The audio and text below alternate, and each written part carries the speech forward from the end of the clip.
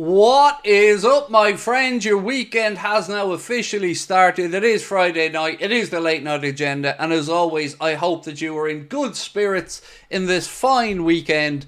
I've loads to get through tonight. We're going to be discussing, of course, the latest stories in the media. We're going to be asking what is going on in the transfer window. We're going to be, of course, speaking a little bit about our behind closed doors game today against Preston. And look, I'm not concerned about the results of pre-season friendlies. There were some promising signs in there and I want to talk about them. We're going to be asking, is Sepp Berg really the solution at centre-back?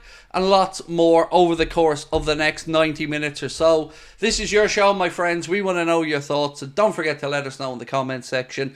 And I also want to give a shout out to our amazing sponsors, Manscaped. Just a little reminder that you can get yourself 20% off and free shipping store-wide at Manscaped, whether it's the Lawnmower 5.0, whether it's the Performance Package 5.0, the Beard Hedger Pro Kit, the boxer shorts, whatever it is your heart desires. Use our discount code Anfield20 at checkout to get that 20% off and free shipping. Right, so where do we want to start tonight? I can give you the news that somebody from the Premier League's in for Xavi Simons, but it isn't us. It is, though, United, so we'll talk about that.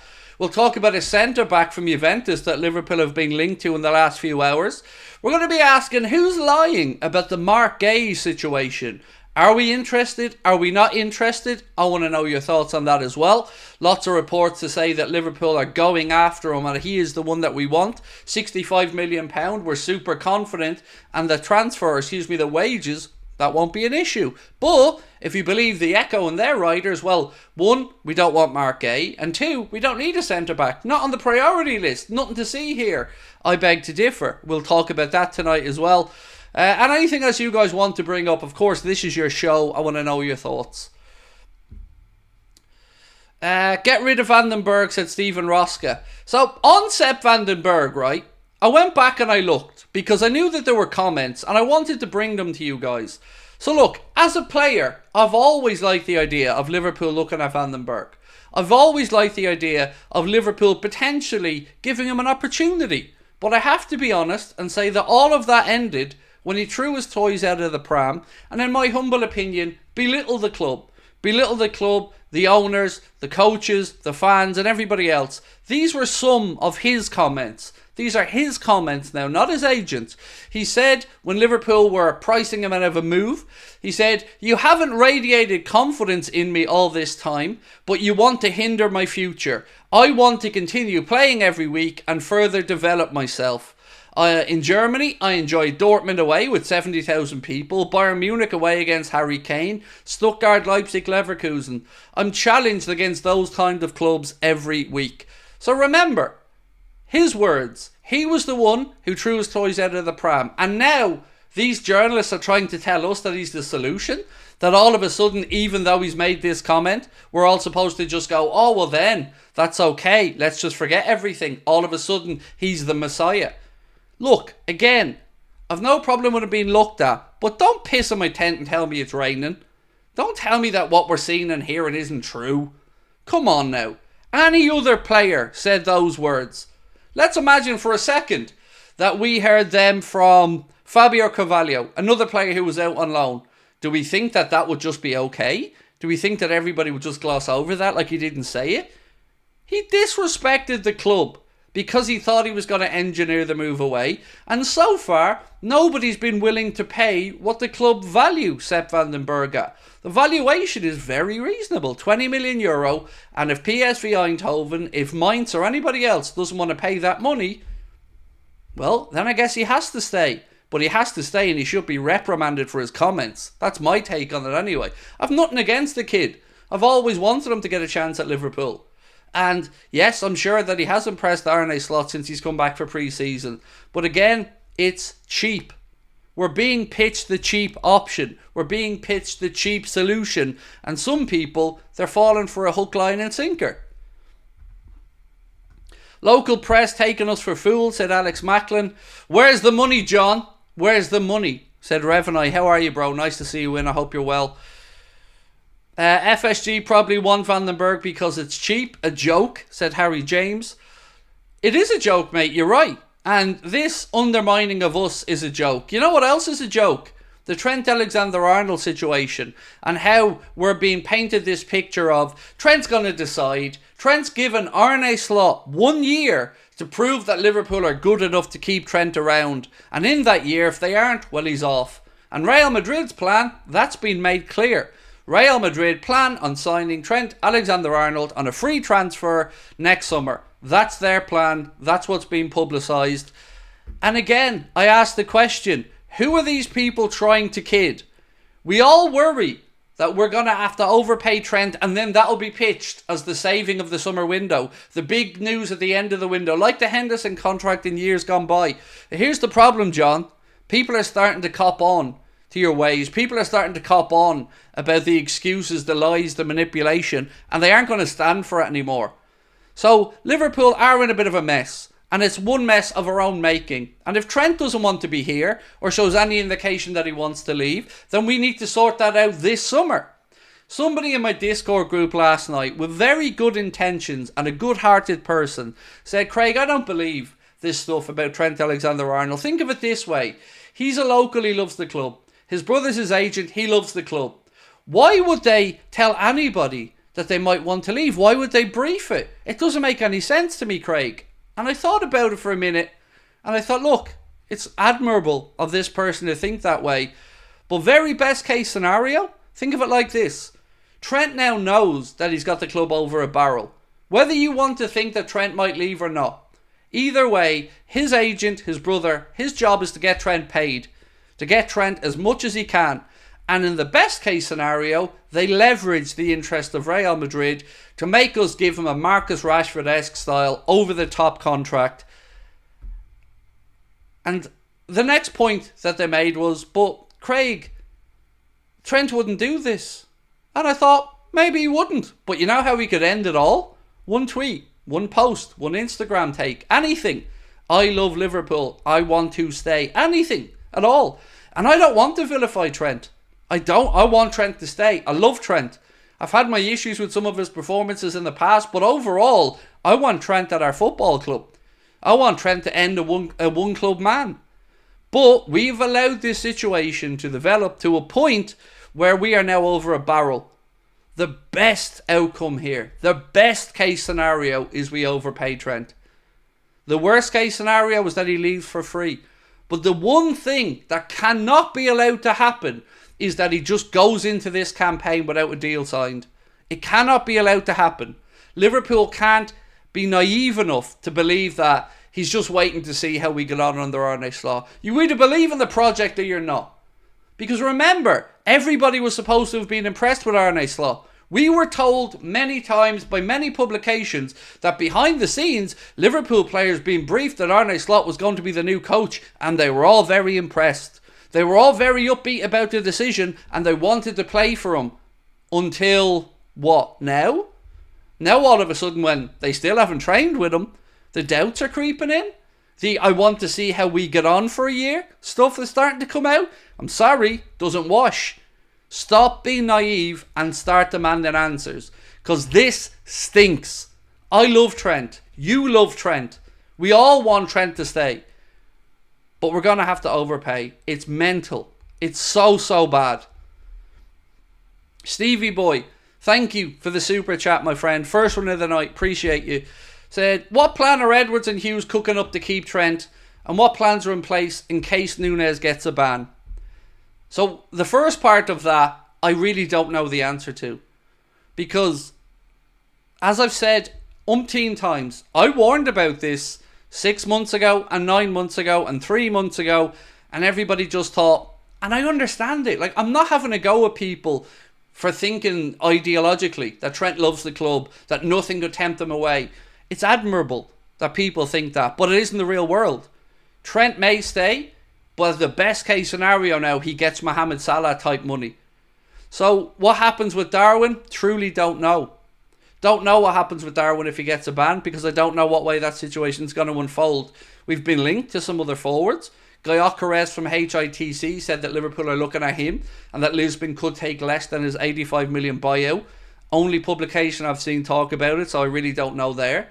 But whatever else happens, remember, 1 month now till the season gets underway. The season doesn't get underway when the transfer window ends, so all this talk of Liverpool doing their business at the end of August needs to be nipped in the bud as well. Because we want our players in when the season starts. We want our players ready to go. So don't let this manipulation fool you. Don't let the silence worry you. Speak up, speak out, call them out.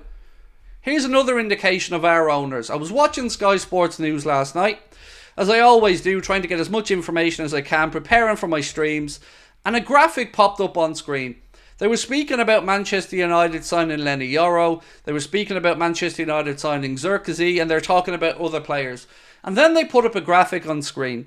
Since Erik ten Hag has taken over at Manchester United as their manager, Manchester United have spent £506 million on transfer fees. 506, so £500 million is what Ten Hag has been backed with. And remember, United are meant to be fairly broke. So he's been backed with £500 million. Chelsea top the list with just a couple of million under £1.1 billion is what Bowley's Chelsea have spent. Who's third on the list? Spurs, £454 million. Next on the list, Arsenal, £415 million. Manchester City, £400 million.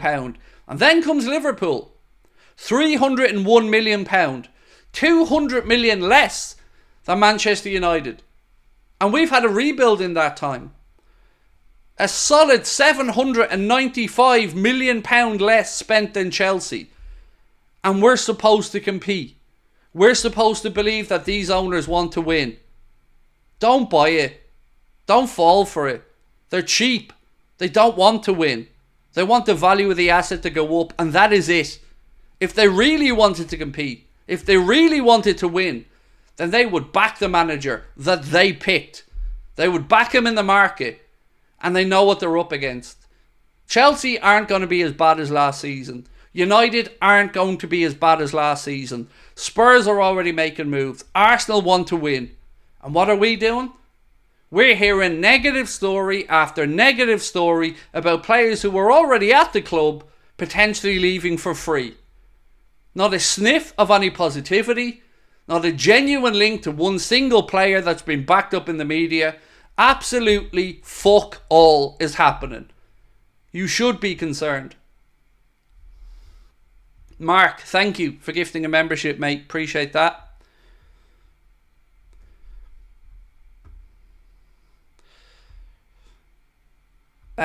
Sugar Ray 29, thank you, bro. Said, you're completely right, Craig, on everything you mentioned tonight. The owners don't care. Great effort and work rate in producing your show. Here's £10 for you and your missus for a pint. Enjoy. Thank you, mate. Appreciate it. Look, as I keep saying, I don't want to be on here moaning. I don't. But I can't let it go. I can't see what we're up against, how the market is, and sit back and say nothing. Every one of those clubs have outspent us. Now look, that's not the be all and end all. What you spend doesn't necessarily always equate to victory, but it gives you a flavour of where the market's at and what other clubs are having to do to compete to stay at the top. They're having to spend. And we don't. I don't know what else to add to that. But thank you, my man. I appreciate it. And I'm telling you, I study and I work and I read and I look. Our Discord group will tell you, I'm still up at 4 or 5 in the morning, posting stuff, researching stuff, reading stuff, trying to find out. It's heartbreaking seeing Liverpool fans so concerned. How are we supposed to believe and have faith in a new regime that we want to get behind? We want to believe Arne Slot. We want to get behind the team. But we see what we're up against. We're not talking about state-backed funds here. We're talking about real, genuine competitors in Manchester United, Arsenal, Spurs. Clubs that we should absolutely be able to go head-to-head with. I'm going to bring you back to Lenny Yoro once again. United, well done. You got your player. What did we do? We lied. We told all of our fans that if there was any indication that Lenny Yoro wouldn't go to Madrid, don't you worry. Michael Edwards, Richard Hughes, Liverpool are going to be there. Just the slightest indication that he won't go to Madrid will match United's offer. We'll be at the table. Generational talents are what this club's all about. United get a bit approved. What do? still lie and say, well, he won't go there. He's bound to go to Madrid, until he wasn't. And now he signed for Manchester United. And now all of a sudden, we're being briefed to, well, we didn't see value there. The same value that you were willing to pay when you didn't have to pay it. The same lie that was briefed to the media, that you were willing to match United's bid, and all of a sudden you weren't. It is lie after lie after lie, and yet some people still fall for it. John W. Henry, Tom Werner, Mike Gordon and FSG don't give a fuck about you. They don't care whether you're happy or not. We need to keep repeating that until it finally breaks through. They will get away with what we let them get away with. We need to hold them to account. We need to speak up, or you're going to have failure. You're going to have Arne Slot being scapegoated and sacked. Not because he wasn't good enough, but because he was asked to pull too many rabbits out of too many hats, and he's only one man.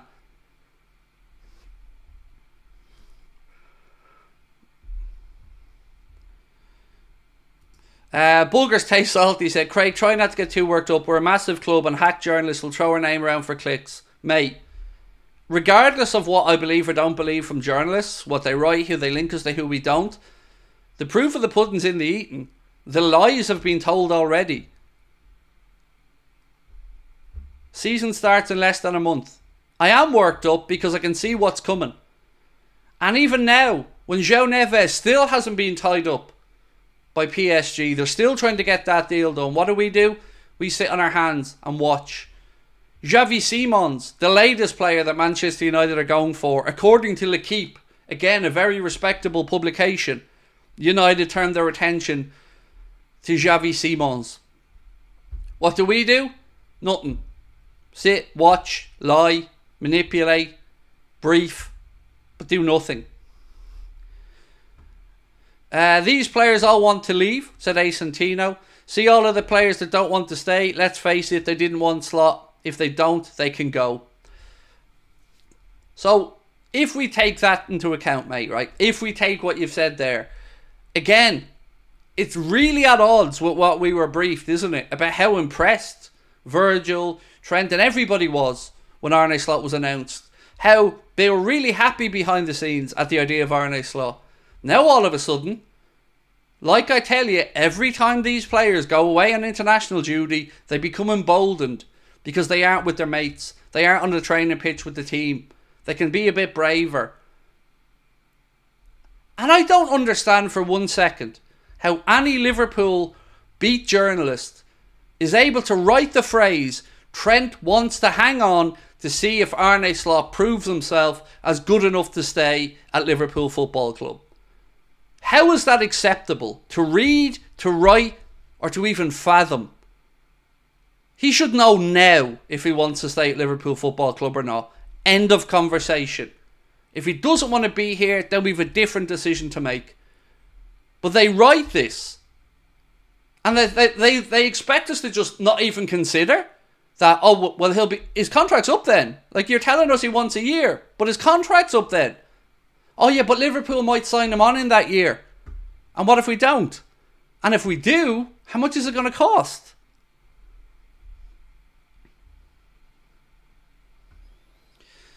Corey Peters, thank you, said, nothing but lies. You're right about us Liverpool fans. We need to protest, shower pre-season games with boos and make our voices heard. Enough is enough. It is enough, mate. It is enough. You're right. It's too many false dawns. It's all, like I say it all the time, it's just kicking the can down the road year after year. Lie after lie. Underwhelming window after underwhelming window. Massive, I love your name. I'm gonna say it as it should be. Massive Bollocks said, the things I'll do to get Mark A. He's my dream signing this season. Lots of love to Craig, Connor, Ben. For gifting me this second family. Well, firstly, mate, well in on the name. And yeah, John does have one. He does have what your username is because he thinks he can get away with it. We have a phrase over here in Ireland. He's got a neck like a jockey's bollocks. That's a phrase we use here in Ireland to describe people who, let's just say, are bold. And that's exactly how I feel about our owners. Only some people refuse to believe it. And here's the thing. Let me ask you a question. When you post, talk, or speak on social media and say, not good enough from our owners, any of these ring a bell to you? You wouldn't be able to find Anfield on a map. You don't speak for Liverpool fans. Liverpool don't make stars, or Liverpool don't buy stars, they make them. And all the other lazy tropes that you get spoken down to, because those that already have their feet under the table, those that already have access to everything, be it games or whatever, they're grand. But they weren't grand when they weren't waving their flags and banners. They weren't grand when they destroyed Jurgen Klopp's last game at Anfield as a European manager. All that went out the window all of a sudden for a couple of quid. For what was it, 80 cent a ticket? These people that think they can speak down to the rest of us really are just embarrassing.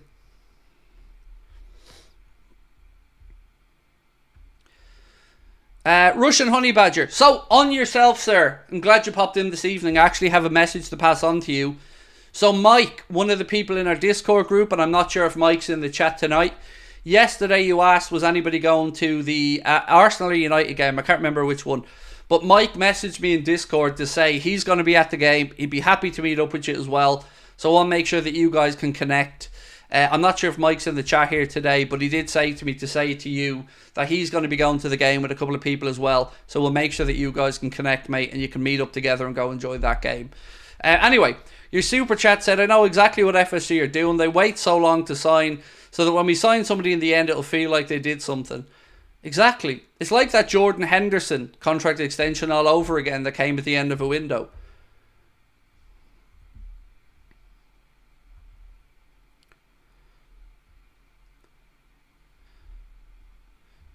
Craig, what do you think why Madrid didn't push for Euro? So the situation apparently, Georgie, mate, is he was told Euro by Lille, either accept the move this summer where we get paid the money we want, which was the money United paid, which was a fair price to be honest, or you sit in the reserves and you don't play football for a year and then you can fuck off and do what you want. That's what he was told. And Madrid's angle was they wanted him at their price, or they wanted the player to dig his heels in and wait to join on a free transfer. And that's the plan for Trent. That's the plan that's been publicised about Trent. So, 1 second. The Daily Express wrote a piece that said, Trent Alexander-Arnold has reportedly laid down the gauntlet to Liverpool and is increasingly likely to give Arne Slot a year to convince him to stay at Anfield or link up with his England pal Jude Bellingham at Real Madrid. So, in that year, basically, he wants to run his contract down and leave for free, according to this piece. Now remember, I'm not writing these pieces, I'm merely reporting on them. And then there was another one. Where's this one?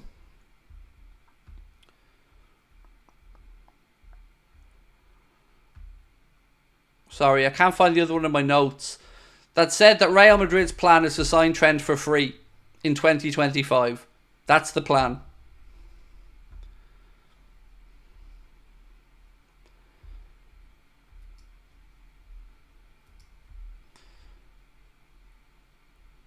See, the Rodrigo for Trent swap doesn't sound bad now. It's just not going to happen, mate. I'll tell you why it's not going to happen. Rodrigo signed a new contract last year, meaning Madrid hold the power. If he wants out, Madrid have to get a fee they're happy with.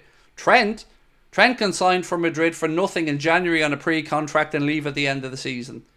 So there's no way that a swap makes any financial sense to Real Madrid, because they did the prudent thing of giving Rodrigo a new contract with an increased buyout clause and gives them much more wiggle room. So they've secured their talent to a new deal. It doesn't make any sense. Sugar Ray 29, thank you for your super chat, mate. Said, sadly, I think Slot has been made a yes man. Klopp done his best in winning with cheaper players. The manager's not responsible for buying players. It's the puppet master, sadly. So, I tried to be balanced, believe it or not, in these conversations, Sugar Ray. And I never really expected And we weren't told that Arne Slot was going to have too much say in transfers, in all fairness. We were told that that was going to be the job of Richard Hughes and the recruitment team.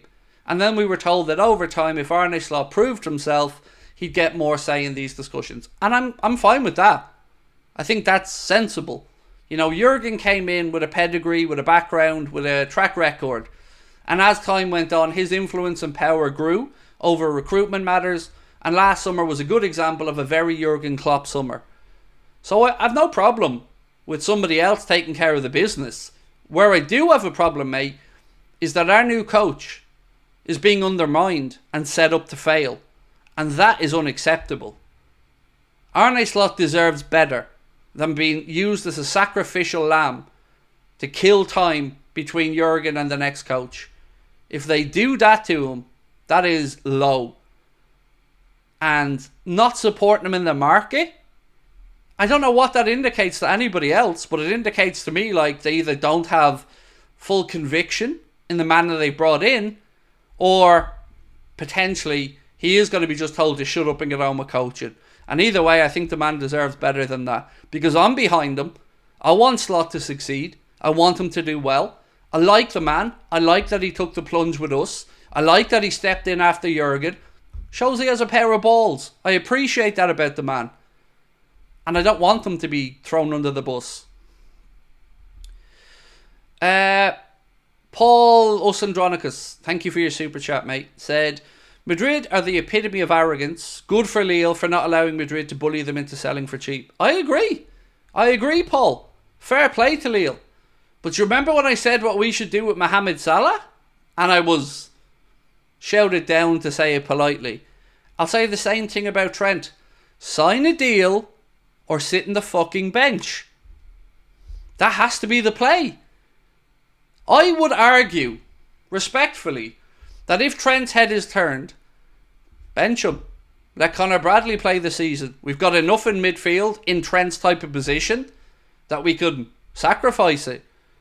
Remember, he hasn't cost the club a huge transfer fee, and if he wants to leave for nothing, we'll let him leave for nothing rusty. Same with Mohamed Salah.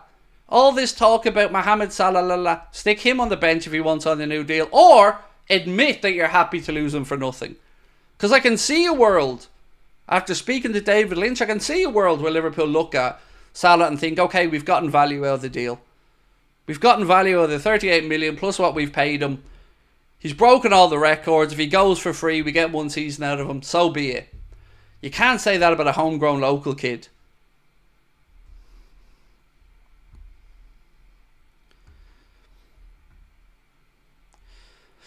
Can we get into the positive news, please? Stephen, what positive news would you like? Would you like me to lie to you? Because there isn't much, mate. And I get it. These aren't enjoyable streams for me either, mate, a lot of the time. They aren't. But the most positive thing that I can probably bring to you is a couple of links. And I'll go through them in 2 minutes, Stephen. You have my word on that, mate. Nessie, how are you, my friend? And thank you for your super chat. Again, you guys have been incredibly kind tonight. Thank you. Also, look at the top left corner. We only need 24 more subscribers to get us over the hook to 263,000. So if you have not hit that subscribe button, my friends, please do. Don't forget to drop a like on the stream as well. And the Anfield Agenda podcast is continuing to rise in the podcast charts. We're now into the top 102 in the UK for sports podcasts, and we're up at 151 in Ireland for sports podcasts. So thank you to everyone that's downloading the podcast and giving it a try. We appreciate your support on it. Lille told Yarrow that if he stays and leaves for free to Madrid next summer, he was not going to play this upcoming season. I said that as well, Nessie. Sometimes these very difficult stances that nobody really wants to make, they have to be made. Because you have to protect and look after the business and the health of the club moving forward. 100% agree, said Paulus Andronicus. Clubs need to stop Madrid bullying them. Exactly, and Madrid are bragging about this. They're bragging about, we're doing it on our terms. We're going to sign players who have a year or less to run on their contract, and we're going to do it our way, and we're going to get them for cheap, and we're going to get them on less wages, because we'll sell them the vision of life in Madrid. Russian Honey Badger, welcome to Anfield Agenda Ultras, my friend. So look, I did promise I'd go through the positive links, and I'm a man of my word. So Stephen, here we go, mate. This is for you. So a couple of things for Liverpool today. One thing that came out was that Liverpool are looking at a Juventus defender. A report from Italian outlet Tutto Sport says that Liverpool have shown interest in Juventus defender Dean Huijsen. They go on to say the Reds have inquired about the centre-back, with Newcastle also taking an interest. Juventus are said to have put a £25 million price tag on the defender, amid interest from Bayer Leverkusen, Bayern Munich and many other European clubs. He's 19 years of age, has only played 13 games on loan at Roma last season, and has 4 years to run on his contract at Juventus. He also has dual nationality. He was born in Amsterdam, but he has Spanish citizenship. So there you go. That's one link, Stephen. But I've got a couple more for you, mate. Don't worry. I'm a man of my word. Team Talk and a couple of other publications have said Liverpool are super confident of signing Mark Guehi for a fee of about 65 million. They go on to say that personal terms should not be an issue. That's one. And look, I've said this to you guys. I don't have information you don't, but everything I've read, people I've spoken to, the indications that I've gotten are that Mark Guehi is certainly somebody that Liverpool have been keeping tabs on, and certainly somebody who's at least possible to be the answer to Virgil van Dijk's successor. But the echo, well, you know. And another one that I've got for you, because, you know, I want to be fair here, Steve, and I promise you some transfer links, so here we go. Yilmaz.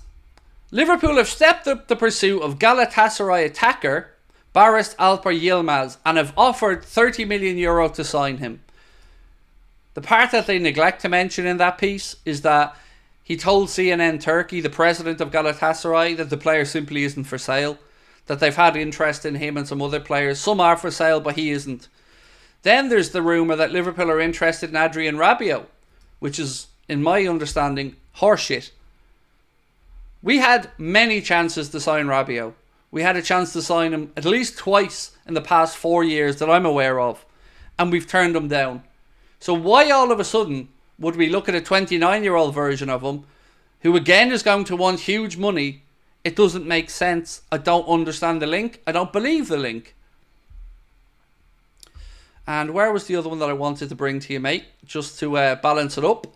So Marca, who are very, very, very Real Madrid friendly, have said that Liverpool are one of the few clubs considering triggering the £49 million release clause of Nico Williams from Athletic Bilbao.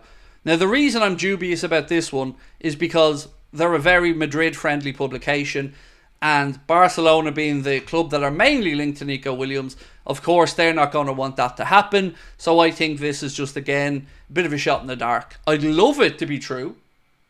Very much like Nico Williams. Very much think we'll sign him. But I want to draw your attention to Didi Hamann and something that Didi Hamann has had to say. I hope I have this in my notes. Yes, I do. So Didi Hamann has been speaking about Liverpool's business and who he'd like to see as Mohamed Salah's replacement. This is what he had to say. Nobody really knew what to expect when Liverpool signed Mohamed Salah. On the other hand, we've seen Anthony Gordon have a huge impact in the Premier League. He did so with Everton, even when they were struggling, and after a tough start at Newcastle, he battled through and he's one of the best players now. I read somewhere that Liverpool are his boyhood club, and I think it would be a brilliant signing.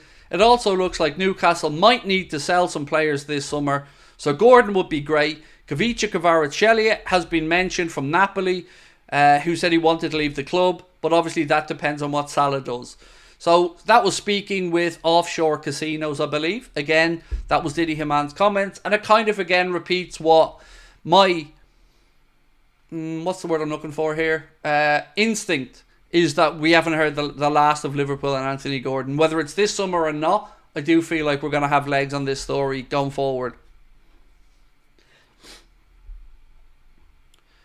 Stephen Landry said, 0 chance Williams leaves Spain for Liverpool. I wouldn't say 0, Stephen. Let me just paint you a picture, just in case. I think you're probably right, by the way, but I don't think 0.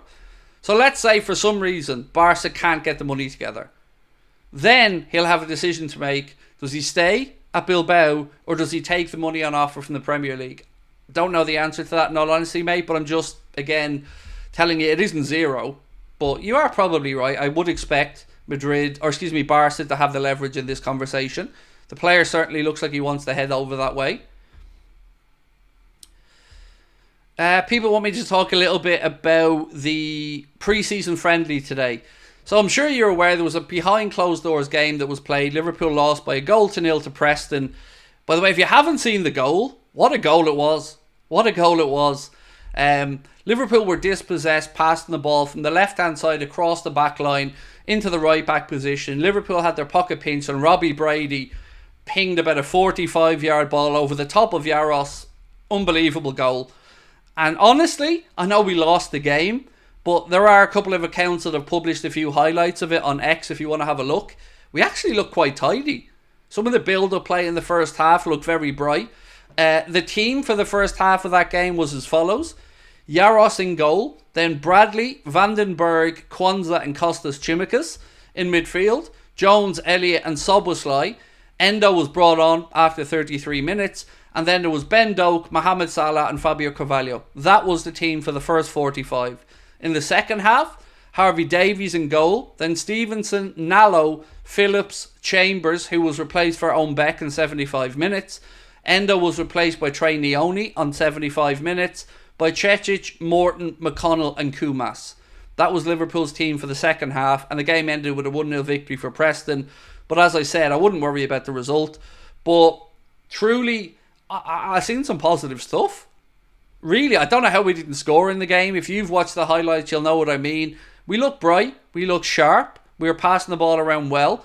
Mohamed Salah looked in very good form. Had a couple of decent opportunities that he probably may have scored one of them.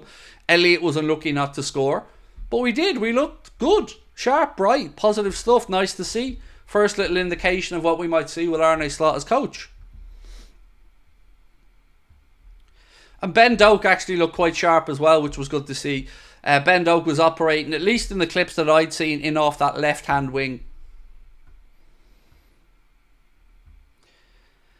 Paul said, Liverpool don't need Williams. A proper 9 makes sense. Respectfully disagree, Paul. We need a replacement for Salah. And in my opinion, mate, and it is just that, my opinion, you know, I'd like to see somebody brought in and compete with Mo for the year. And then Mo departs and we have somebody who's ready to go. Rather than maybe, let's say, we look at this in a year's time, Mohamed Salah moves on, and then we have to bring in somebody and get them up to speed with the Prem, and get them up to speed with Arne Slot. I think if we could have a year's grace, that would be ideal. And number 9 is an interesting one. You know, I mentioned earlier on some links to GUEHI from Sporting. I don't know how strong or true those rumours are, but I also think we need to figure out what's going on with the whole Darwin situation. Okay, so this being reported now by our friends at Anything Liverpool, but I'm looking... So Anything Liverpool have posted a post to say, Adrian Rabiot is getting closer to Manchester United. Rabiot prefers United to Liverpool. Now, I have to say, United fans watching, please take him. I really don't want him. Now, you got us on Euro. You beat us to Euro. I'm not going to try to say otherwise. But honestly, you can have Rabiot. I don't want him near Liverpool personally.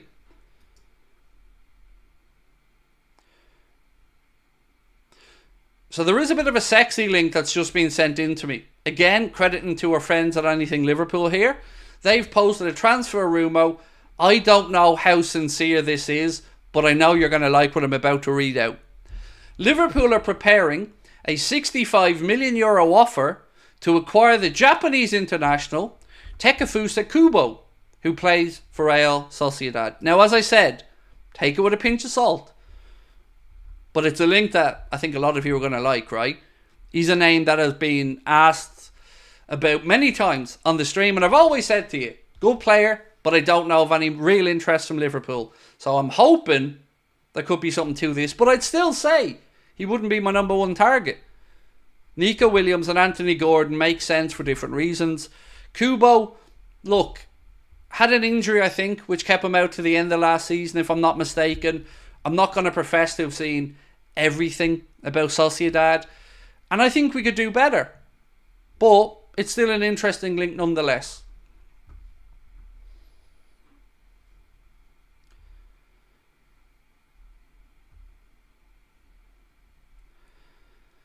I don't know why, but Kulishevsky came to mind as a Salah replacement, said Christopher. Look, if we're looking for a system player who could just drop in, Christopher, it's Jared Bowen. You know, without a shadow of a doubt. Major problems there are his contract, which is 6 or 7 years at West Ham. They have a new coach. He could well become West Ham captain, and it's going to be very difficult to get him out of London, obviously. I think he's with Danny Dyer's daughter as well. I think he's got roots now in that part, so I don't know about him, but he would be, to me, the ideal one to come in.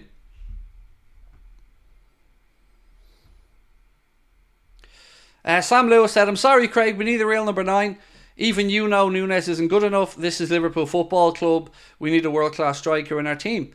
So, thank you for your comment, Sam, firstly, mate. Look, I'm not going to sit here and say to you, bro, that I know 100% that Darwin Nunes is that guy. But I will admit, I am willing to give him the benefit of the doubt for one season more. I am. I hope that we can find a way to turn him into that goal machine that he's potentially capable of.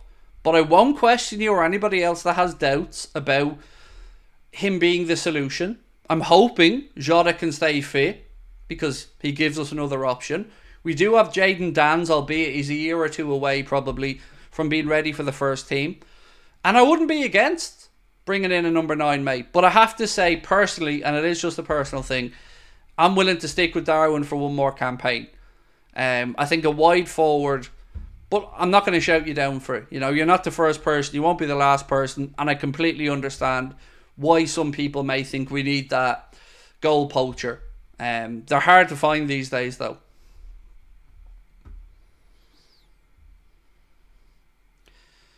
Again, want to give a quick shout out to our sponsors. Manscaped, we wouldn't be able to do what we do on this channel without the support of our sponsors, and Manscaped is one of our longest sponsors as well.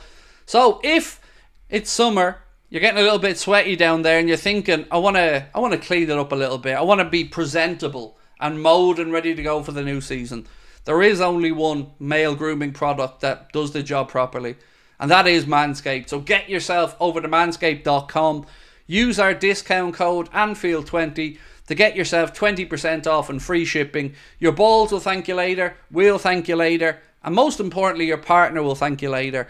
20% off and free shipping store-wide, whether it's the Performance Package, the Beard Hedger Pro Kit, the Lawnmower 5.0 Ultra, whatever it is, it features skin-safe technology, guarding your crown jewels against any mishaps. And again, we thank you for your support, and we thank our friends at Manscaped as well. Right, Zeus, how are we? See, we've even got Greek gods now coming in to support the channel. We love that. I feel like the Liverpool owners have brainwashed the fans to think that the only players that they want are the cheap ones. Let me know if I'm wrong. I've used the terminology, mate, for the last few years that I wish I had a better way to describe it, but I'm going to try to say it like this. Liverpool fans, in my opinion, have been so browbeaten by these owners with regards to transfers, so used to underwhelming stuff, that it's become the norm. Call it Stockholm Syndrome, if you want. And some of them are grateful for any little crumbs that fall off the table. Some of them, by the manipulation and the PR spin, hook, line and sinker. I'm not one of them people. I'm not somebody who is a yes person in life. I question everything. If you give me a good response and a good answer to tell me why you're not doing it, and I believe it, I always back down. But I've never believed in these owners. I've never believed that they have the appetite to win. The real desire to win above all else. I don't get that from these owners. Nor do I believe that we can compete in the market. We've ran through various lots of numbers on this channel over the last few years, and every one of them has us hovering way down the list. Way down. Last year was our biggest net spend, in my opinion. Now, I could be wrong on this, but to the best of my understanding, last year was our biggest ever net spend, and we spent 90 million net in the summer window in a rebuild. Every other year, bar the one before that was 60, it was 40, 40, 40, 45, thereabouts. But you're also being told how great they are commercially. How many commercial partners we have. How great the night deal was. How many additional seats we have now with paying spectators in them. The money-grabbing pre-season tours to America and other parts of the world. The wages that we saved, 18.7 million, was boasted about on every publication. But all of a sudden, once again now, we're either being told that we haven't got a pot to piss in, or that there are no players that exist on planet Earth that our team feel there's value to and can improve what's already there. I don't blame Michael Edwards or Richard Hughes. I don't. I blame the owners. The buck stops with them.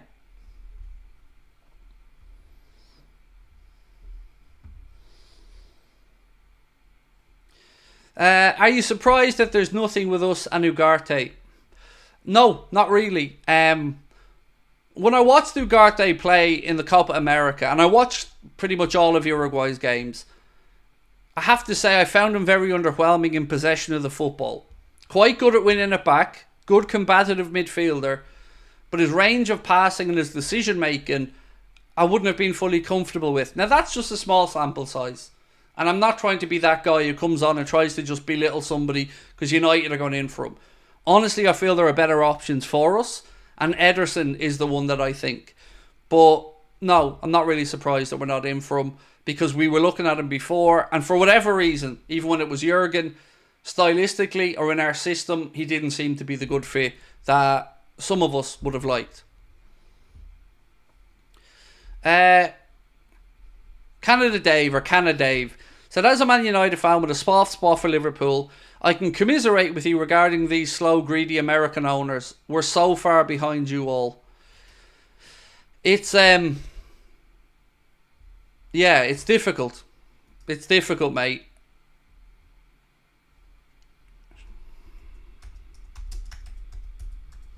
Sorry, I was just replying to Mark on something there. It is difficult. But I hope that more people are starting to wake up. Because it's very difficult when you're being leveraged against people with big platforms. The club, the media, the club-friendly media. It's very difficult to not be shouted down when you have a dissenting voice. It's tough. It's a lonely road. But sometimes we've got to do it. And I'm going to say what somebody said to me when I got a little bit annoyed about the fact that the club won't even respond to our emails. They said, Craig, the club don't hate you. The owners might. The people who are custodians of the club might not like you. But they don't speak for everyone. They are just that, custodians of the football club. Remember that. And I've tried to. And that's how I feel about calling them out in this window as well. They have a job to, one, make sure the football club is healthy. And they've done that. To their credit, they've done that. Financially, we're in a lot better position. They have increased lots of stuff. And I've always credited them for the good stuff they've done. But when it comes to transfers, it's always been over promise and under deliver. The opposite of what they said. Anytime we've done big business, maybe outside of Darwin, we've recouped that money. We got Alisson Becker and Virgil because of Coutinho. It's not good enough. You deserve better.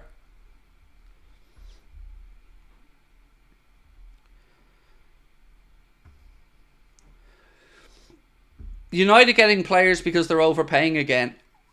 Sometimes I would agree with you on that, David, but on Euro, I respectfully disagree that they've overpaid for Euro. The wages they've given them, I think, are reasonable. The transfer fee they've paid will come in at about £52-53 million, which, if he turns out to be any type of a decent centre-back, is going to look like good value moving forward. So, other transfers, I'll agree with you on, yes. But on that one, I think they got a really good deal. And it is a win for them. And I hate that. I don't want to come on here and praise United about anything. Only 7 subscribers away, by the way, from 263,000. So if you haven't hit the subscribe button, folks, please do. Just a reminder as well that I'm not going to be live tomorrow. Tomorrow's my day off for the week. So we will have a couple of news videos coming out for you, but there won't be a live stream tomorrow night. I will be back on Sunday. We've loads of time left tonight, though, so don't worry. Any more questions, keep firing them in. I'm going to go back through my notes to make sure I haven't missed anything.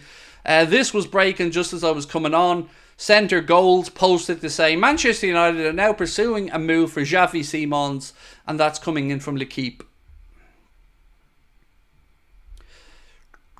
Also, on this one, just a little reminder, the Anfield Agenda podcast is live now. Whatever your favourite platform is, do give it a download. Do let us know your thoughts. Do give it a rating if you enjoy it. And we'll have a brand new episode coming out on Tuesday. Myself and Jack Gill are sitting down again on Monday evening.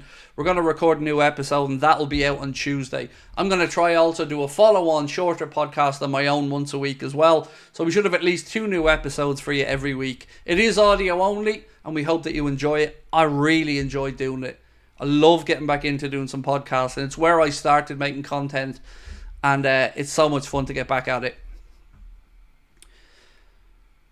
Right. Gamerfluent, how are you, my friend? Said, hello, Craig. I'm sorry I'm so late. Can I just nip this in the bud for a sec? I appreciate and love you guys to bits. And when you come in and say, I'm sorry I'm late, and so, just want you to know one thing. From me, Connor, Ben, Mark, and everybody else associated with the channel, we've no expectation of any of you. You never need to apologise to us for anything. You giving up your time to come and chat with me and input into the chat. We understand you all live busy lives, so please don't ever feel the need to come in and apologise. It's always great just to have you here with us. Anyway, I need to finish a comment, don't I? Where are we going here on that one? Yeah, there we go. Tell me what's happened in our behind closed doors friendly against Preston. So we lost it by a 1-0, mate. Genuinely, I thought we played well in the highlights I've seen from it. There are a couple doing the rounds on social media. I'll go through the teams for you again just in case you missed it. We did have a different team out for the first and second half. We had some overlapping players as well who played 30 minutes in the middle of it, like with Turo Endo. Where is it? Let me just get you the team again. There we go. So we lost the game by a 1-0. It was a really good goal from Robbie Brady, actually.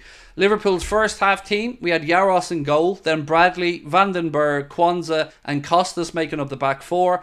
Jones, Elliott and Soboslai in midfield, with Doak, Salah and Carvalho the front 3. Endo was brought on after about half an hour. In the second half, Liverpool changed the team around. We had Davies, Stevenson, Nallo, Phillips, Chambers, who was replaced by Beck on 75. Endo came off after 75 for Neoni, and then by Cecic, Morton, McConnell and Kumas were the other players.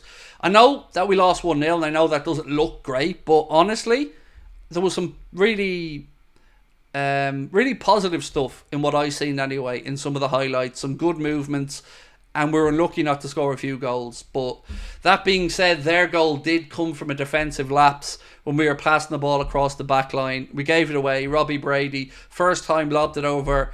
I think it was Jaros into the goal. It was an unbelievable goal from Robbie Brady. But honestly, mate, I was quite chirpy after I seen it. I thought it was a decent performance. Our friend, how are we? In Gear Driving School, RSA approved instructors, said, hey Craig, hope you have a great new season. I'm a bit worried about the new manager, but fully back him. How do you feel about our pre-season game today? As I said, mate, I don't mind the result at all. I don't really take too much from the results in pre-season. A couple of positive things were obviously no injuries we're aware of. It was a chance for Arne to have a look at the lads in a match setting. Some bright moments from Elliott, Doak, Salah looked sharp as well. So yeah, I'm not too bad. It's good. It'd be nice when we see a little bit more. Again, players will come back staggered over the next few weeks. But all in all, it was a good run out. And that's the most important thing. Slot got a look at a few of the lads. Like you, I'm nervous about Slot, but not because I don't believe in him. I'm nervous that the owners aren't going to give him the tools to do his job properly. But I really do like Arne Slot, and I'm delighted he's our coach. And I hope that we have a good season ahead.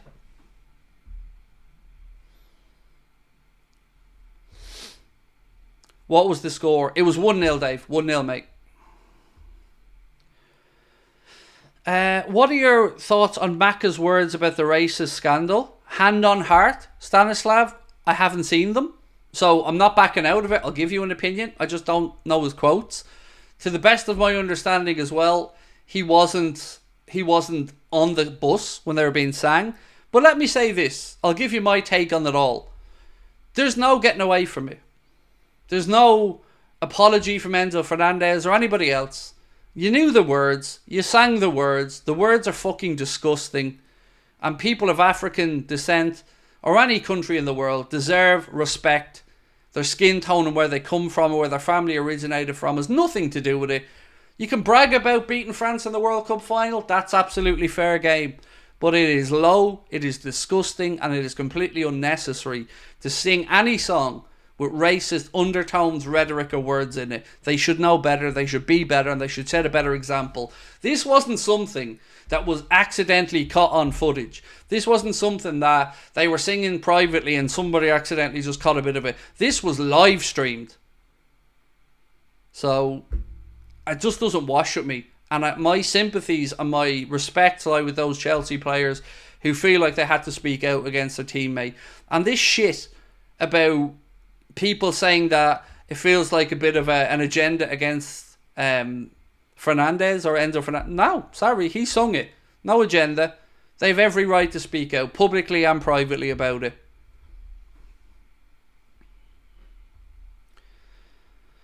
Where can I watch LFC preseason games?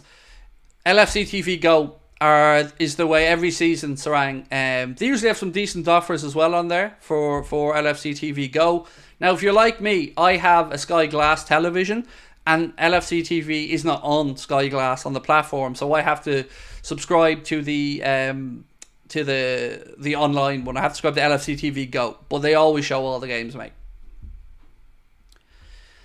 Any update on the Rio Nyamoha deal? No, and I checked in on that earlier on. I asked the very same question you did. I've not seen any confirmation yet on that young man being signed from Chelsea's academy. Although, you know, most journalists, including James Pearce and some very respectable journalists, have said that it should happen this week. But as of yet, mate, no, not seen anything to say it's done.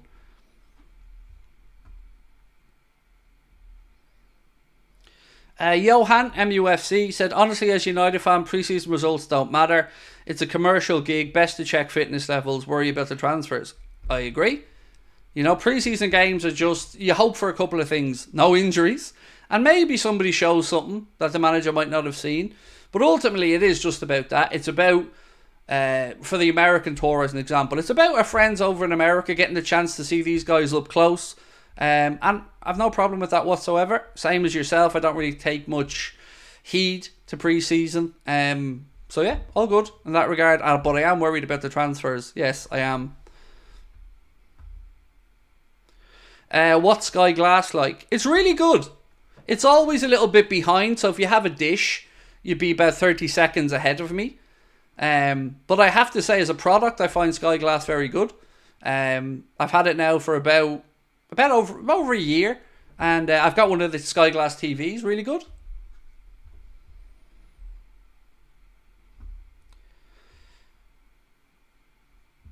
Will I still be streaming preseason games? I will do some of them, but I will miss one or two of them because I'll be over in the UK for the live shows.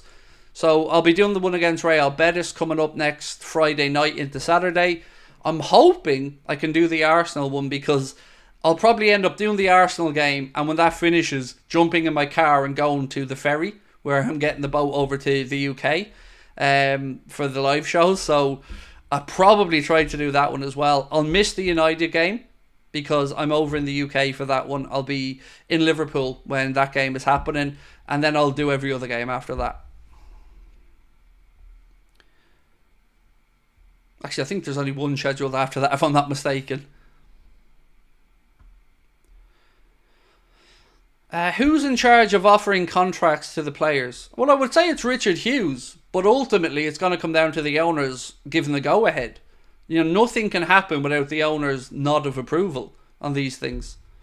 So, we've got about half an hour left on tonight's stream, folks. So, I'm going to fly back through the news in a minute. If you have any questions, please fire it into the chat. A couple of things as well. our TikTok account has absolutely flown along. We did a TikTok the other day that's had over 1.3 million views.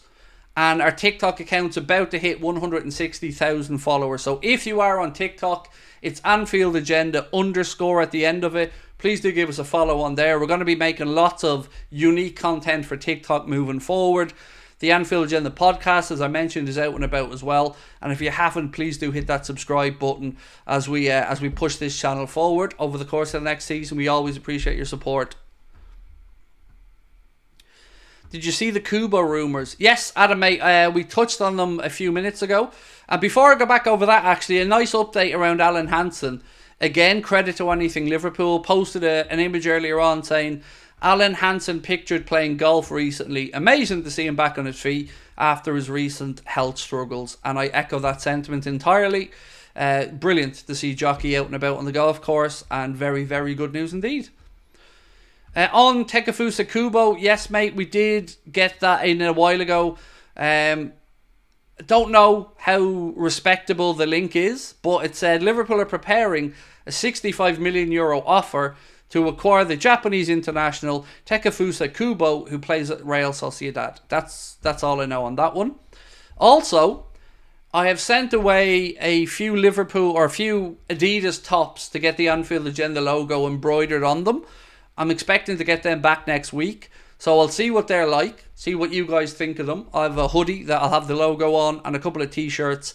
And if you like them, and if we think it's feasible, then maybe we can look at some Anfield Agenda Adidas hoodies and t-shirts. But I want to see what they're like first. So I should have the sample stuff back over the next few days. Anything new on Williams? The only thing, Yannick, mate, was a report that was in Marca that said Liverpool are one of the clubs that are still interested in potentially triggering that release clause. Annie in 4XL. Yes. Yes, Dave. Again, we have to wait and see how these things look. But yes, mate, there will be big sizes. That's one of the reasons why I looked at the Adidas stuff as well as, of course, I love Adidas gear. The Detective, thank you for your super chat, my friend. You're very kind indeed. Said, great show as always. Any news on the case where City were suing the Premier League? Thought it happened in June. Nothing that I've seen. Nothing, mate. We mentioned yesterday a bit of a peculiar thing with regards to the odds on City being relegated. You know, for comparison, Liverpool to get relegated, you'll find the odds somewhere between 500 to 1 and 2,000 to 1. Manchester City to be relegated is down as low as 10 to 1 with some of the bookmakers. Iceland in the house, how are we? Hoarder, welcome in, my friend. So we're not signing anybody. Well, I never said that. You know, I can't tell you whether we are or aren't because I don't know. But what I can say to you is it's frustrating and we're being manipulated consistently with the briefings and the stuff that some of the lazy journalists are putting out on the club's behalf. Some of them, some great journalists out there as well. For instance, if you want me to start giving you who I think is good and bad, I've loads of time for The Athletic. I think David Ornstein, James Pearce, Simon Hughes, all very good. Really got lots of respect and time for those guys. David Lynch, really good fella. Sound, honest, sincere. Paul Joyce, of course, incredible. Melissa Reddy was always fairly honest and reliable with her stuff as well. She's more widespread now that she's on with Sky. And there are other great journalists as well. But then you've got some others who I believe are just brown nosers. You know who I'm talking about. I'm not talking about content creators here, by the way. I'm purely talking about journalism.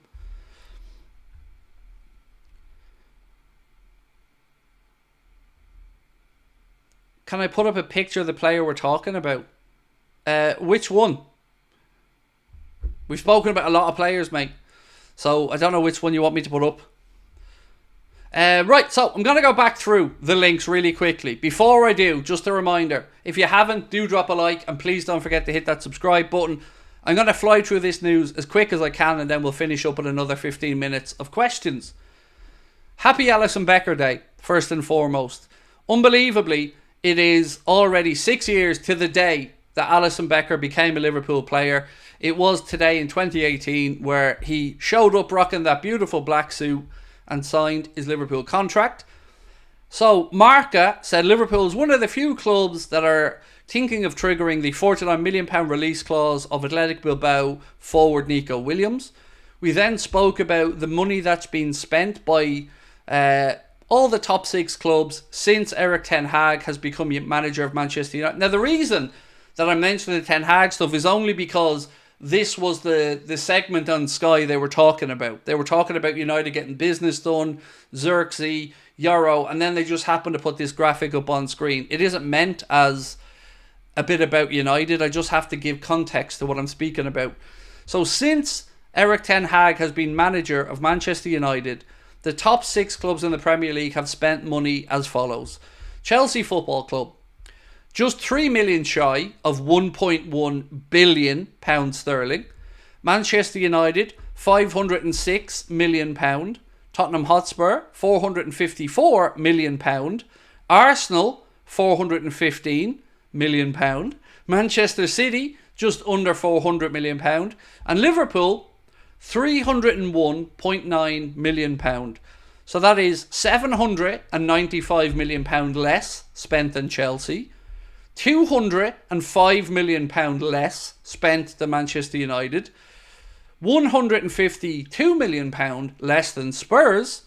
£113 million less than Arsenal. £100 million, give or take, less than Manchester City. And again, our owners want to win, apparently.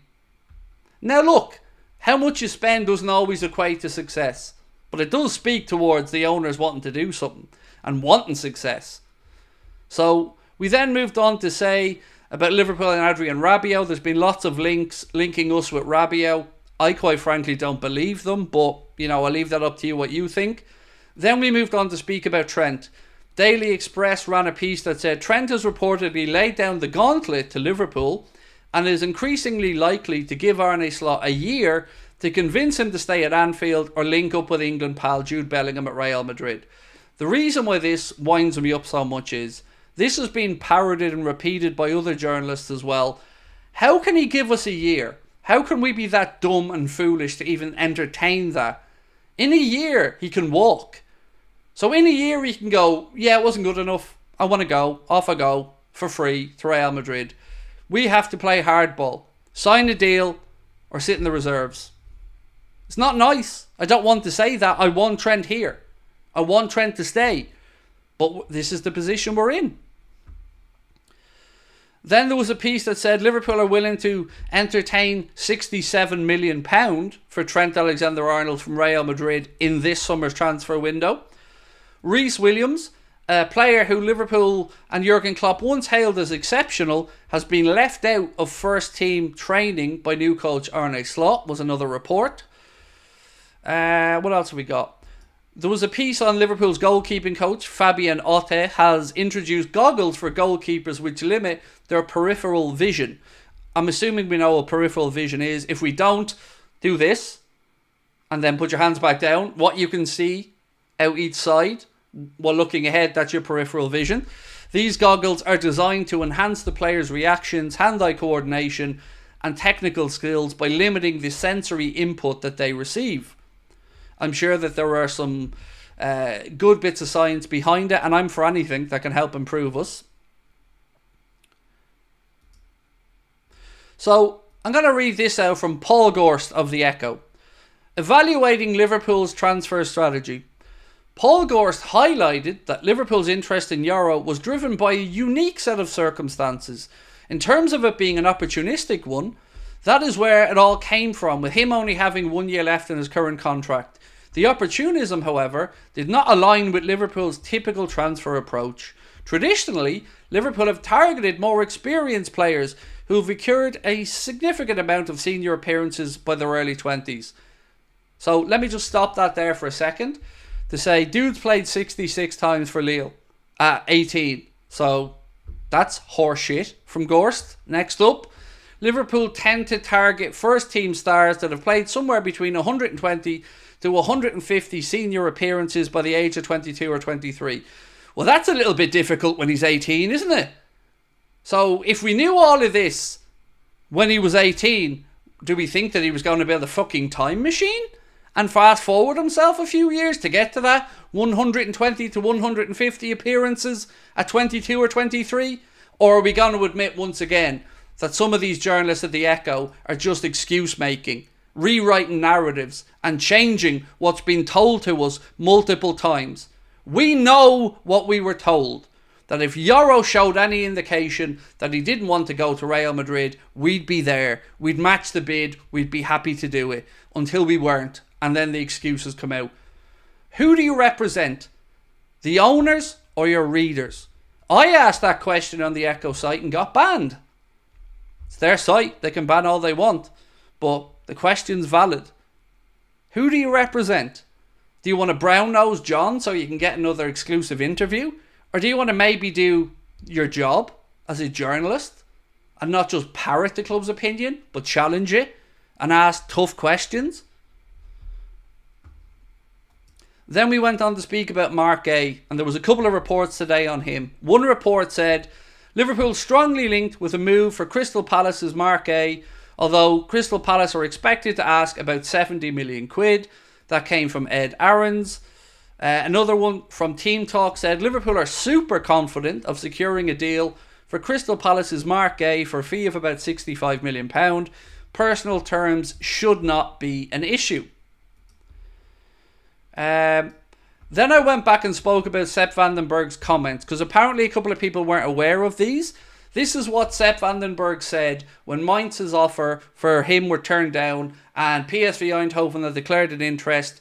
He said very clearly that he didn't want to stay around, and he said, "You have not radiated confidence in me all this time, but you want to hinder my future. I want to continue playing every week and further develop myself." But now all of a sudden, some of the journalists are telling us that we've been so bowled over, and Arne Slot's been so impressed by the physicality, the pace, and all the other stuff of Sepp van den Berg. Nobody mentioned that he belittled the club. Nobody asked him to be held to account for his actions and his comments. That's all fine when the club are cheaping out of signing a centre-back and they want to just parrot and brown-nose the club a little bit more. Again, rewriting history. Then we broke the news, Manchester United now pursuing a move for Xavi Simons, according to L'Equipe. And then there was the piece that came out from Tutto Sport over in Italy that said Liverpool have shown an interest in Juventus defender Dean Huijsen. It goes on to say that not just Liverpool but Newcastle and a few others are looking at him. Bayer Leverkusen, Bayern Munich also interested. £25 million is apparently the price tag. He's got 4 years to go on his Juventus contract. He was on loan last year at Roma, and he has Spanish citizenship, although he was born in Amsterdam. Then there was the stuff about Kubo. Apparently we're going to pay €65 million for him, according to a couple of reports. Again, I'd say take that one with a pinch of salt. What's this? So Barcelona have submitted a written offer to Dani Olmo's agents for a 6-year contract. Leipzig would receive around €60 million in variables and a few other bits and pieces. So Barca are now making a move for Dani Olmo, which, if true, and again, who's this from? Transfer Sector posted it, quoting at Martinez Varane. If that's true, then you'd have to say, can they do Olmo and have the money for Nico Williams? Surely not. So if they're in for him, again, it gives us a chance to try and get Williams. And I would urge, go get it done. So that's the news. Now it's over to you guys. We've 15 minutes to go. Let me know whatever you're thinking about, what you want me to discuss, or any questions you have. Craig, they're on FSG's payroll, bro. John got to them. It really annoys me. It really annoys me, the Liverpool Prophet, when people who profess to be fans of the football club refuse to question those in power when there's some clear, obvious manipulation and bullshit going on. It's healthy to challenge people. It's healthy to ask questions. And in football, and I'm not just limiting this to Liverpool, United fans watching, I'd love to know your thoughts on it as well. Arsenal, Spurs, Chelsea fans, anybody, pitch in and let me know here.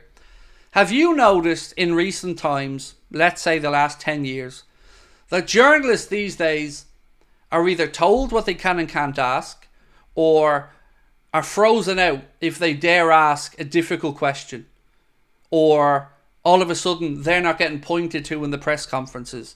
It feels as if the power imbalance has changed a lot, and that journalists' jobs in every other walk of life is to challenge the narrative, look into the numbers, investigate and ask questions. But in football, apparently that's not the case. Apparently in football, if you dare ask a question that's against the owners or challenging, you're a troublemaker, you're a loudmouth, you're toxic, just because you don't parrot the opinion of the very people who are doing what suits them the best. Not the best interest of the rest of us of the club, but what suits their bottom line the best. How dare we question that? It disgusts me. As a human being, it disgusts me that we're in this situation where you play the game and do nothing and pretend everything's cool and you get the nice shiny shit. Or you ask the difficult questions, try to hold people to account, and you're frozen out and pushed into the corner. So I'm not going to be that guy that shuts up, because I'll be around long after FSG. So will you. The club will still be here. I support the club. I'm a Liverpool fan. Support the coach, the players, my fellow fans. I don't support owners. They're custodians. They're business people. They're in it for one reason.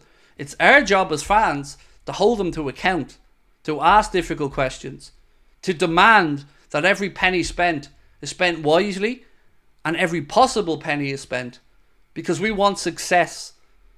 We don't want to raise our kids and talk about the 70s, the 80s, the little time under Jurgen, the one league title in 30 years. That's not what Liverpool Football Club's about. Liverpool Football Club exists to win trophies. You've heard that said your entire life. Whether it's your father, your uncle, your brother, your sister, whoever made you fall in love with Liverpool, whoever introduced you when you got bitten with this beautiful red bug of Liverpool. You were sold a vision on the cop, the songs, the tradition, the winning. Emlyn Hughes, Phil Thompson, Kenny Dalglish, Stephen Gerrard, Jordan Henderson, all lifting European Cups up, aloft. It meaning special. The trilogy, the fans, the players, the manager. The owners are nowhere to be mentioned in any of that because they're irrelevant. They're a footnote in history. And they will do what suits them if they get away with it. We need to stand up to them.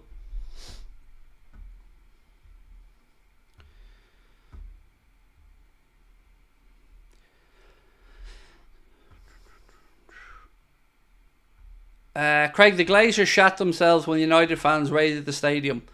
Do you remember how FSG came to own Liverpool? It was because of the fantastic work of the likes of the Spirit of Shankly, Spy on Cop, other Liverpool fans who overloaded and bombarded the club's sponsors and commercial partners with emails demanding that the owner sell up. Royal Bank of Scotland called in the debt. The threat of administration was there. And then FSG spotted it and were told that Liverpool were available for a snip.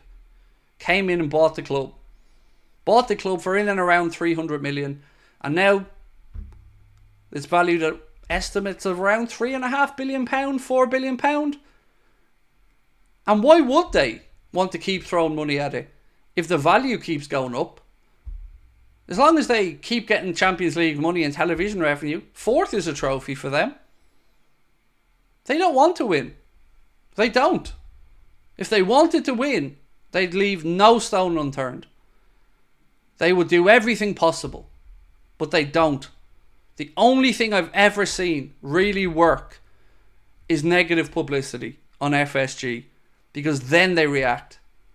We need to form a cohesive group as fans.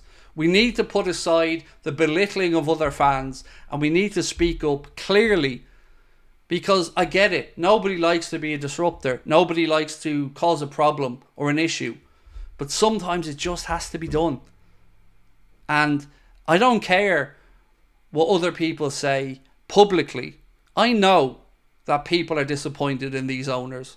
I know that they are. I know that some of these journalists writing the stuff that they have to write don't really believe the crap that they're putting down on the paper. You know and I know that these owners have not done enough. You know and I know that Jurgen Klopp covered over the cracks for these owners. And you know and I know that they picked this new manager, and if they don't have the faith to back him, they have no faith in him at all.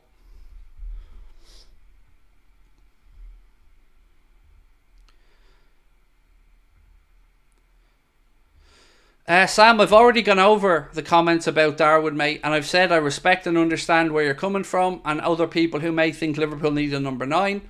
I wouldn't be against it, bro. Personally, and it's just a personal preference, I made the decision to give Darwin another year. Rightly or wrongly. So for me, striker isn't a preference this summer. But that's just my opinion, mate. I'm not saying it's gospel. I'm not saying you're wrong. I get where you're coming from. Just for me, I think we've got bigger fish to fry. We need to worry about our centre-backs. We need to worry about a midfielder. Maybe a full-back. And certainly we need to keep an eye on the goalkeeper situation with GUEHI and Kelleher. Matt, thank you for your super chat, Matt. Really kind. Said, hey Craig, hope you're okay. Bit late today, but always bring a smile to my face seeing that you're live. Any updates on Nico or Gay? Well, it's got a little bit interesting on Nico Williams, because Mark sent me on something a few minutes ago that was posted from Transfer Sector that basically said Barcelona have made a written offer to Leipzig that would value Dani Olmo at about 60 million quid. Now, they probably couldn't trigger the release clause. So I don't know if this is Barcelona trying to get this done on more favourable terms with Leipzig so that they can use a lump sum of money to buy Williams, or if it's him instead of Williams. I don't know. But it certainly means that they're pausing and there's time for us to get in there to try and get Williams sorted out. On Mark Gay, there's a couple of different trains of thought, but there are a couple of publications today who believe that Liverpool really do want them and that personal terms won't be an issue. The variation in fee has been somewhere from 65 to 70. The reason £70 million being mentioned is because apparently they view Crystal Palace, roughly what Everton are asking for Jared Branthwaite, as a similar type of fee that they believe that they should get for Mark Gay. You know, either way, I think Mark Gay should be the answer. Whether it's 60, 65 million pound or not, I think he's the best fit. He is the right age profile. He's Premier League tested. He's done it on the international stage with England. And I think he'd be an ideal leader to bring in. Homegrown. We do have 3 overseas spots available in the squad now after the departures of Matip, Thiago and Adrian. So we've a little bit of wiggle room there as well. Yusuf said almost release clause expires tomorrow. So the impression that I get, Yusuf, and again, mate, I haven't got all the details, is that this isn't the case of them paying the release clause. I think it's them getting to the release clause number, but trying to restructure it maybe in more favourable terms. So if Barcelona wanted to pay the release clause, they'd have to go into the German FA and lodge all the money. Or, sorry, the Bundesliga FA, and lodge the whole €60 million in there to trigger the clause. But if they can come to an agreement with Leipzig about, let's say, 5-year payment plan for it, then they can do it on more favourable terms to them, which will probably free up money for them to be able to do some more transfers. So all I can say is what's reported, but that would be my guess on it, is that they're not actually triggering that clause because they don't have enough cash up front. Who is Dean Huijsen? He's a centre-back, 19 years of age, signed to Juventus, was on loan at Roma, has 4 years to run on his contract. There, apparently, according to the report, there's interest from Liverpool, Newcastle, Bayern Munich, Bayer Leverkusen. Juventus are willing to sell him. They want about 25 million quid, and he's got Spanish nationality, but he was born in the Netherlands. That's about as much as I know, mate, about that gentleman that you're asking about. What are the chances that we sign Gay in this window? So I've always believed that we're strongly in for Gay. Other outlets of varying levels of credibility, in my opinion, have had varying thoughts on it. If we are to believe that we're in for a centre-back, and I do believe that we are, because James Pearce said Liverpool are looking in that position, and midfield and forward, then I think he's a good option. Calafiori, at the moment, seemed to have stalled a little bit to Arsenal. I said this to you guys yesterday.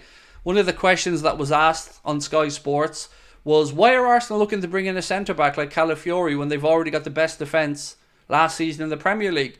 And the answer should tell you everything. Because Arsenal want to strengthen from a position of strength. So, there's still an opportunity there. But I would say he's the most sensible option. Whatever we do, we have to plan for life without Verge, whether that's now, 2 years, or whatever. And Gay could be that guy. The future could be Mark Gay and Kwanzaa, Mark Gay and Ibrahim Kanade. Sepp van den Berg, I've nothing against the kid. But those comments that he made about the club hindering his future, I don't believe that they should be swept under the carpet. And I don't believe that he should be let get away with them. I think he should be sold.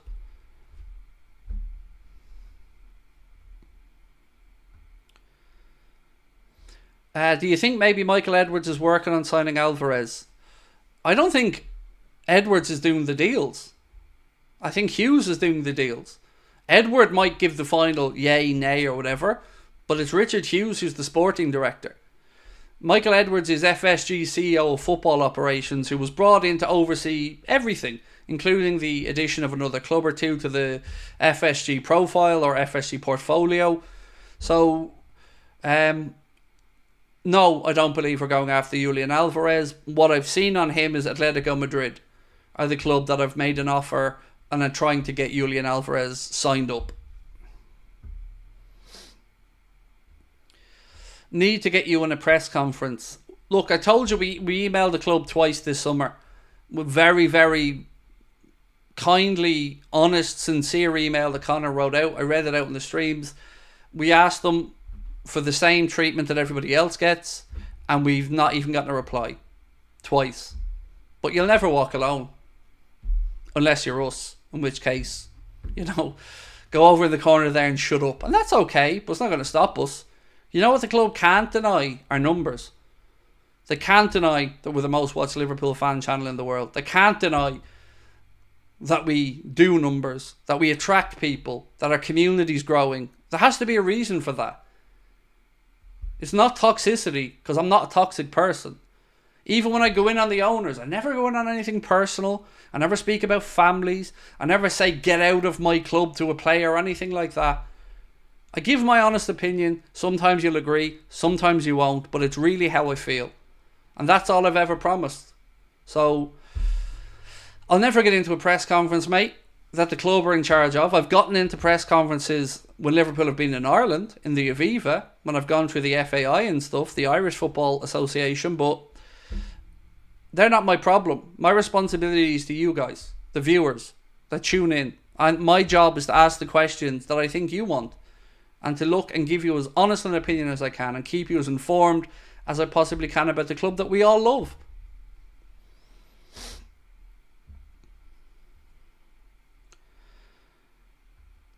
Sam said, South Americans always end up in Spain. If Diaz stays for another 2 seasons, he'll end up at Barca. I think we have 3 years to run on his contract. I get what you're saying, and I agree with you, Sam. If you look at the leagues and where they're popular in the world, a lot of the time, guys that grow up in Africa playing football would see more of the Premier League. It's a more watch league in Africa, as an example. Whereas, of course, over in South America, you've got a similar culture, right? Similar language and stuff as well. So yes, La Liga would be a very popular league. We've seen Coutinho speak about it as well, dreaming of going to play for Barca. Diaz's father spoke about it. I get it. I understand it, of course. But right now, thankfully, we're in a good position with Lucho in that we have plenty of time to let the situation play out best for Liverpool. GS said, in Japan this morning, news said Liverpool will get Kubo very soon. Well, there have been reports, and we spoke about them earlier on, mate, that Liverpool are in for Kubo. It said Liverpool preparing a €65 million offer to acquire Japanese international Takefusa Kubo, who plays for Real Sociedad. So we'll wait and see what happens with that. Look, my friends, time's beating me tonight. I'm going to have to go off, get my notes ready for tomorrow's video for tomorrow morning. and prepare stuff for that. I won't be live tomorrow. It's my day off, but I promise you I will put out a news video tomorrow evening. Couple of things before we finish up. One, again, I thank you so much for giving up some of your Friday night, for your support of our channel, for your support of our community, for your kindness and for your love. Thank you. Don't forget as well to check out our podcast. If you haven't already, just search Anfield Agenda on whatever your favourite podcast platform is. Give it a listen. Make sure that you turn the notifications on for it so you get the new episodes. You should get 2 episodes a week, one with me and Jack Gill and a shorter one of me solo. Our live shows are only 2 weeks away. We're going to be in Cardiff today in 2 weeks, and then on Sunday 2 weeks we'll be in Liverpool at the Hot Water Comedy Club. They are the last ever stage shows that we're putting on. If you want to come and see us, you can get your tickets with the link in the description of the stream or at the top of the chat. Most importantly though, have a wonderful weekend. Thank you as always, and I'll catch up with you soon. Bye bye.